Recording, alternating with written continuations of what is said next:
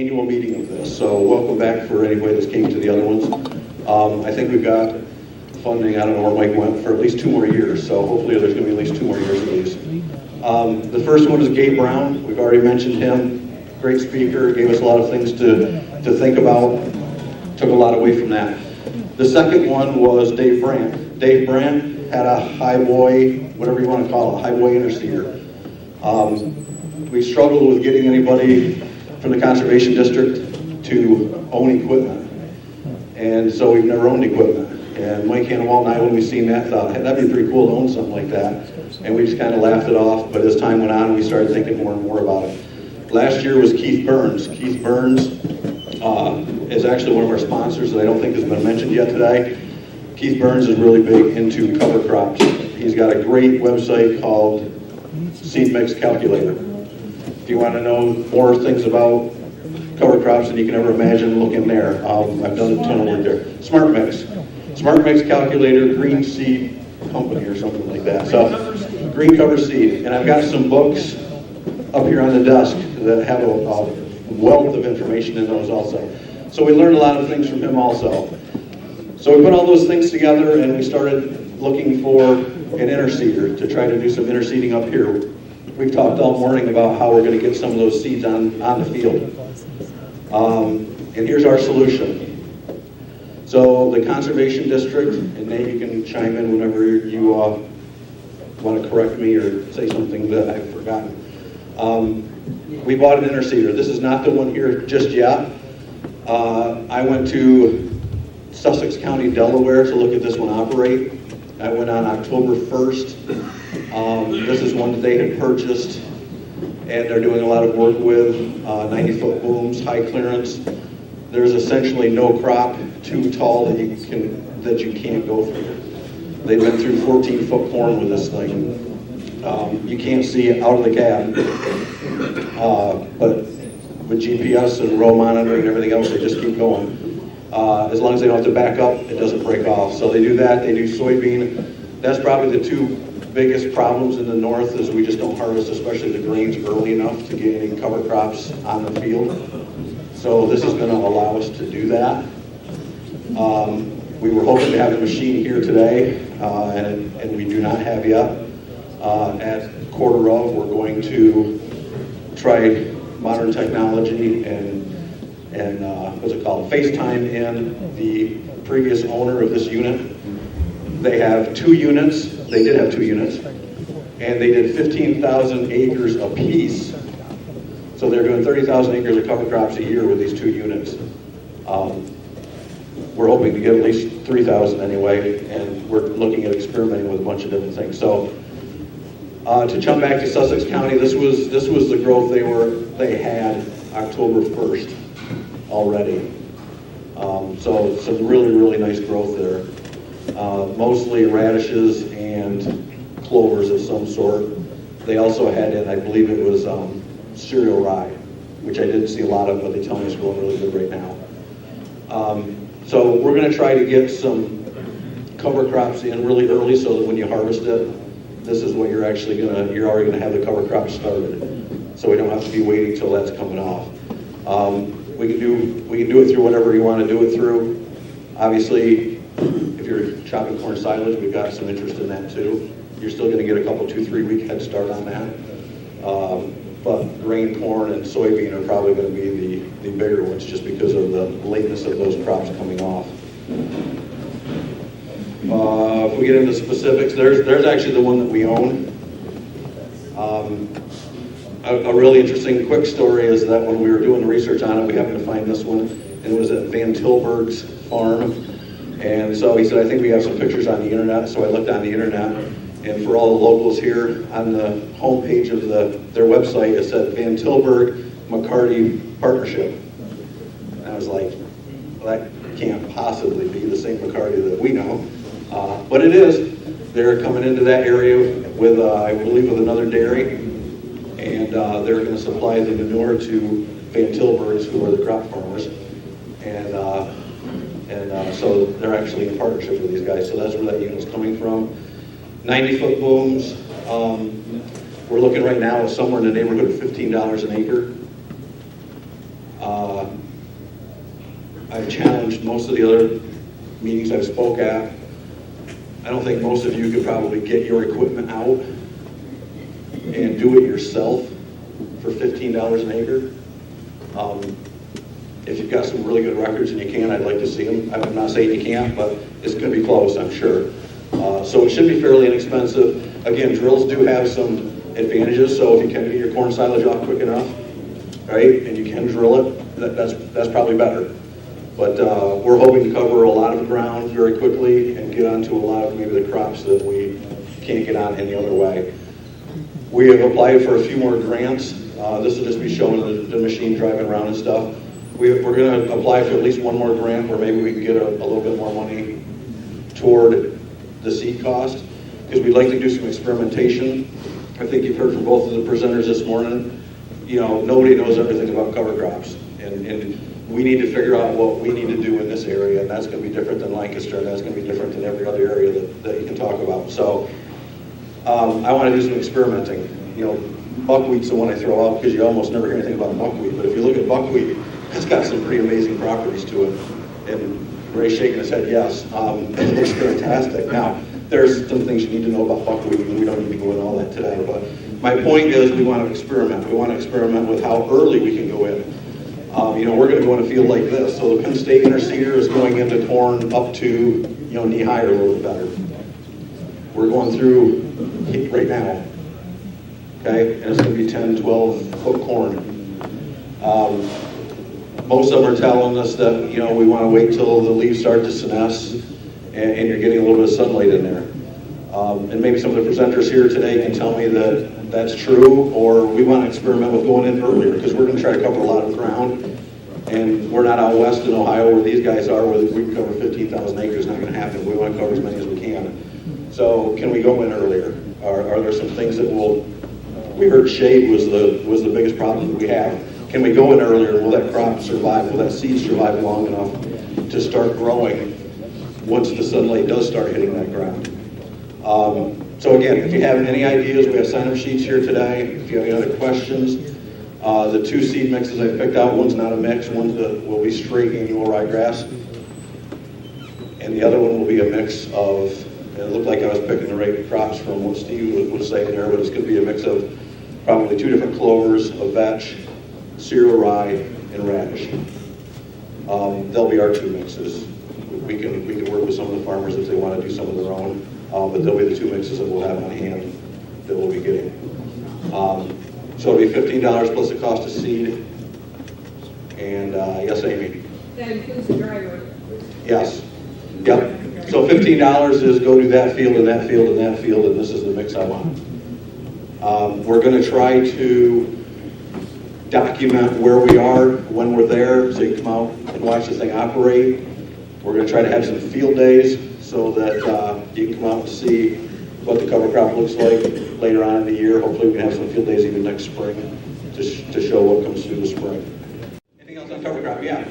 With the interseeder, is it beans? Is planting in rows rather than drilling going to be more benefit? You going to see a bigger benefit with the cover crop? You're talking about how you're planting the soybeans? Yeah, but we're going to need to plant them in rows, or they're not going to? Well, I can only give you a little bit of what I've heard so far. Again, we're experimenting as much as anything. We'll try to get as good of information as we can before we start it. The only thing I've heard of is, yes, it would probably be more beneficial being 30-inch rows or something rather than drilled. The tires on it, I don't know, Nate, were 11 inches wide, maybe something like that. Hopefully the guy, if we get him up on here, he can probably tell you the answer to that. I have heard that if you drill them, believe it or not, and I hate to have this to be my field, but if you drill them, you're actually better off to go perpendicular to the field. Okay, you're going to run over stuff, but if you're drilled and you get on a row, you're running that row over the entire length of the field. If you go perpendicular to it, you're going on a row, off a row, on a row, off a row, on a row, right? So you're going to actually have less damage going the exact opposite way it was planned. I'm not sure I'd want to see that done in my field until somebody else did it first, but does that answer your question? Is that where you're going with that? Okay. Yeah, so planting 30-inch rows certainly would be better, but we can still do it the other way if the guys are willing to do it. Yep. As a previous owner of this, again, they did 15,000 acres per unit, so 30,000 acres a year, corn and soybeans. They're from the western side of Ohio, central, north, and south. I don't know if I can think of any other information to give you. VanTilburg, Matt VanTilburg. It's VanTilburg Farms, but Matt will be the one that'll be on the thing. Again, they're in partnerships with McCarty's originally from Wysox. They are neighbors to Dave Brandt, for the ones that do know names. We were actually looking at Dave Brandt's old machine when we were looking at this one. We were just about ready to buy that one. When this one come up, this looked like a little bit better machine, about the same price. So they're next door neighbors to Dave Brandt, so obviously they can watch him do everything that he's doing and capitalize on that maybe a little bit too. I'm going to introduce you to Matt VanTilburg here, and Matt might be able to hear us right now. But we just wanted to give you guys a chance to ask questions to Matt, because he's had experience with this machine. So, Matt, if you can hear us, we've been talking a little bit about it. But why don't you start, Matt, by... Can't hear you. Can't hear me? Okay. Matt, start, if you would, by telling us a little bit about your operation and what you guys do. Okay. Celina, Ohio, western part of Ohio, about halfway up the state between Kentucky and Michigan. We raise corn and beans in our operation, or our farming part of our operation. We also have an ag retail business that we sell fertilizer, chemicals, fertilizer, and poultry litter to our customers. We, as a farming operation, me and my brothers, we've been trying to do, and even before us, our dad, grandpa, we always dabbled in no-till beans. We could seem to get work. No-till corn was never so hot. So we're looking for ways to improve that. And then stumbled onto a couple of government programs that would pay you to plant a cover crop in the fall and kill it in the spring, and penciled it out and realized that we could actually make a little money planting this crop in the fall and paying us to kill it in the spring. So I thought, why not? Let's give it a try. We tried it for a couple of years, not really realizing what we were doing, how we were doing it, but started to play with it and actually started to see some results and actually started to like what we saw with it. And one thing led to another, and now we're all 4,500 acres of no-till cover crops. So I guess it's one government program we can say actually worked. Can you guys hear me okay? Yeah, we're getting all that. That's good. So that's kind of how the path we started down cover crops, and once we got hooked on them, then we had to decide the best way or how do we really seed them. And we tried a lot of different methods over time. We drilled them in, tried an airplane one year. We played with cover crop seeders, like the one you're buying. Our first one was a Walker sprayer, and we just mounted 5 herd seeders, like grass seeders, like the old, like you put in the back of a pickup truck in the receiver hitch. Mounted 5 of them across the 90-foot boom and seeded cover crops. That was our first in-crop cover crop seeding. But as you can imagine, there's a few drawbacks to those. You start going across a field with any kind of size, and you had to refill those things quite a bit. So a pickup and a 50-pound bags of seed, we were doing a lot of filling. But it let us play and let us try and experiment into standing crops.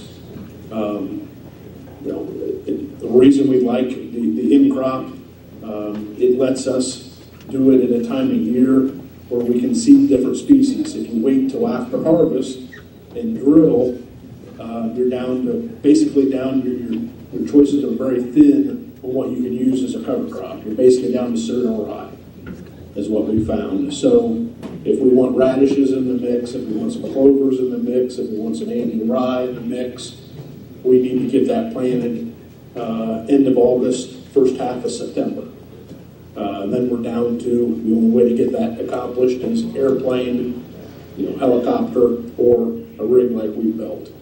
And we like the rig. We tried the airplanes, but you end up getting it not in the corners very well, or you get radishes growing in the neighbors, nice pristine grass. They don't like that very well either. So either way, it's not good. So we've developed the cover crop seeder to be able to get into fields in a timely manner and get the species we like planted. So Matt, this machine that's going to be showing up here, you've been operating that for what, 4 years, 5 years, something like that? Something like that, yeah. Yep. What can you tell us about this specific machine? And I'm hoping these guys have some questions too. But tell us some things about operating that machine. Okay. We have two machines that are basically identical. Had here in the town about 20 minutes away, we had AGCO had the planter division in Clearwater, Ohio for years and years.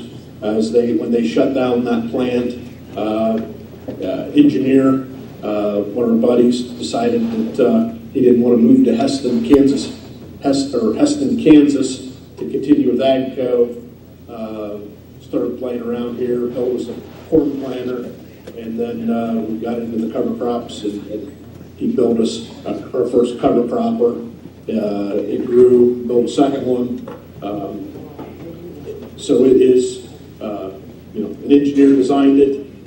It's got a lot of Salford parts in it, and it's built with a stainless steel tank, scales, so you can weigh. You know how much. If you've got bulk cereal or rye you're seeding with it, you know how much product you have in your hopper, and you can use that to even adjust. It doesn't run off the scales, doesn't dictate the application rate, but you can at least verify it with the scale. If you're trying to get on 30 pounds, you can use the scale to help set the rate, get the rate set.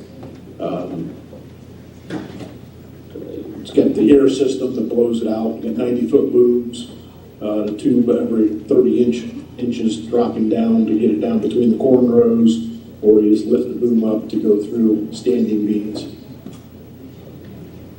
Questions out here? Does it have full section control No, it's not have section control. With the metering system that's on it, it's either all running or not. It's hard to get, you'd have to pull it back into the tank. That is I'm something. not saying it's not doable, but it's just not set up to do that. So that is something that can be done that we may look into. What they're doing now that they sold us one machine. Why are you selling it, Matt? You got that, Matt? No, I didn't hear that. Oh, the question is, why are you selling this one? Or what are you doing now? Anything different? Well, we're not doing anything. We're getting into the dairy business, and we'll have a lot of corn that'll come off first part of September, about 4,000 acres of silage. So we'll be able to drill or plant those acres 1st of September is the game plan.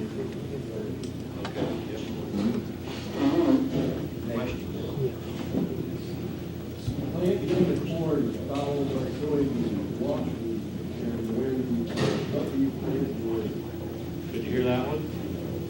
I think the question, what crops to plant into bean field going to corn?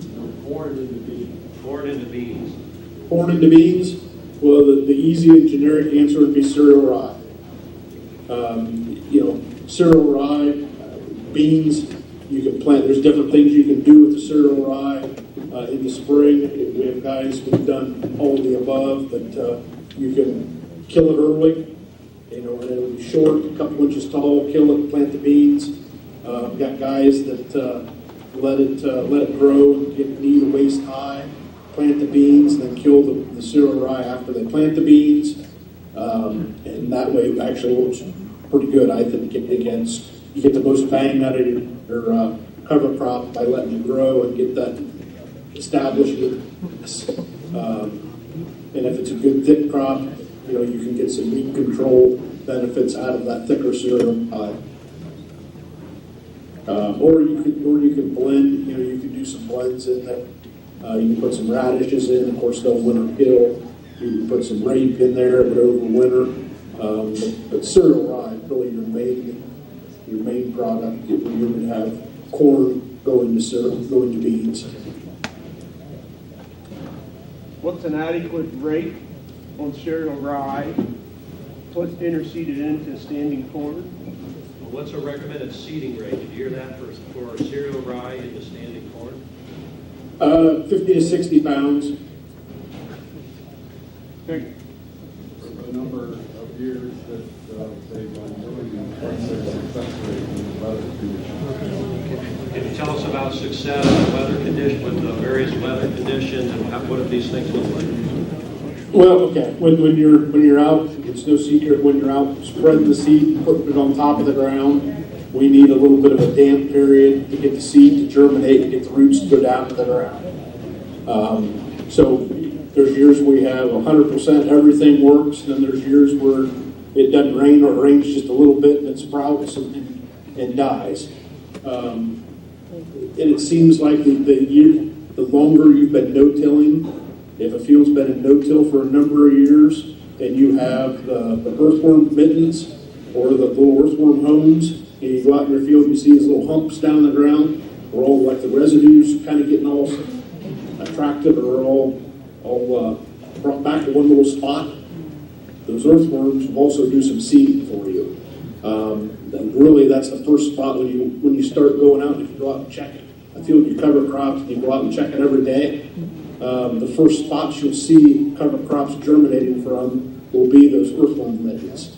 So that's why I say the longer you've been no-tilling or a field that has a good population of earthworms, ultimately, is you'll have the most success even when it's not raining, because of those earthworms doing the seeding for you, bringing that seed back into their mitten, back into the winter. They're planting it for you, if that makes any sense.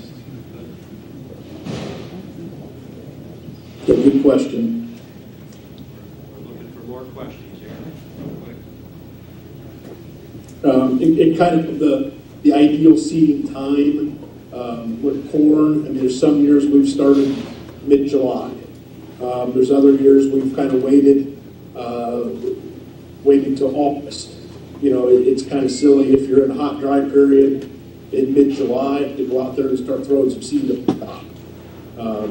So it kind of depends on the year to when we start and kind of look at the forecast. It seems like once it starts raining, then it'll keep raining. So you could even let it rain once and get some moisture in the ground and then start seeding. Soybean, you want to wait for those leaves to start turning yellow on the leaves of the soybeans and seed it when they're starting to turn yellow, and that way they fall off the plant and kind of do a mulch on top of the seed you throw out there. That way it kind of keeps it moist too. And that way you start to get some sunlight down the ground too when it does sprout. Have you had an issue combining soybeans and rye? Over the years, just a couple of times. Doesn't happen very often. I mean, it's very, very, very, very uncommon for that to happen. And that's back, when we first started, we thought annual rye was kind of the main seed everyone was pushing at the time when we started, or at least the advice we got. And we started the first year, we were putting 20 pounds of cereal rye out there, and 3 pounds of radish.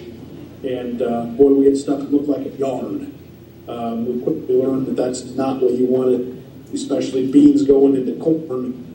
A little thinner is probably better than way too thick. A picture perfect field isn't always plainer perfect, if you know what I'm saying. Yes, Mark, any other questions? Yeah. Have you ever done Sudan with multiple cut and then interseed after the second cut? Did you catch that one, Matt? No, we're doing Sudan, or sorghum Sudan, isn't really, we'll have guys planted after wheat, in July. but then that's after a wheat crop, and they'll go out and drill and plant it. But we just don't have a whole lot of corn around here. Not really. Don't have a good answer for you. Maybe I missed it, but what's the boom width? Boom width is 90 feet. Correct, 90 foot wide. And we've blown, there's a limit, on 60 pounds of cereal rye at 13 mile an hour is about at the maximum speed and material that you can run through it. If you try driving faster or have more material, you start to plug up. So, if you want more material than that, you got to slow down a little bit. But that's moving right along. That is usually after corn was harvested to be able to drive that fast to a corn. These guys are all smiling. Yeah, that was after a field was harvested. How many acres a day do you end up doing, roughly? It's about it depends on your field size and your travel time. But you can get 400 or 500 acres a day done on a good day. There's other days if you're small fields or a lot of travel time, it can slow you down a little bit. So that would be about 100 acres for us. For us, yeah. What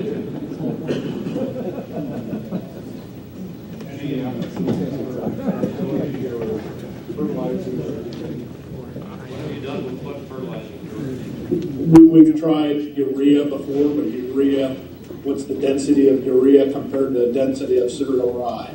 Urea is a very light product, and you're down so slow that it'll do it, but it's not worth doing. Or you just can't get the material through it. And usually urea, by the time you're looking at side dressing corn with it, it's hot, it's humid. Urea in an air system, it's just not I'm going to say it can do it, but doesn't mean it's worth doing it because it's a very slow process. How about separation of seed and Never seemed to be a problem. have an agitator? No agitator in it, but you might get some surface separation, but when you got a hopper full of, it just isn't a problem. You don't have that problem with dry fertilizer in a spinner box, so it's just not a problem. What's his definition of a small field? What's your definition of a small field? Well, we have all sizes here. We have some small ones. We have some 300-acre fields, and then we have some 5-6 acre fields. Okay. The bottom bars are about 48. We were thinking you were going to say 50. Yeah, 5 sounds familiar. yeah. Most of them are around 40 acre fields. 40 to 80 acre fields is kind of what our average is probably. Big squares, big 640 acre squares, and then there's cricks, and it's pretty patchwork. But yeah. Any other questions? As they can all see here, we're almost running out of batteries.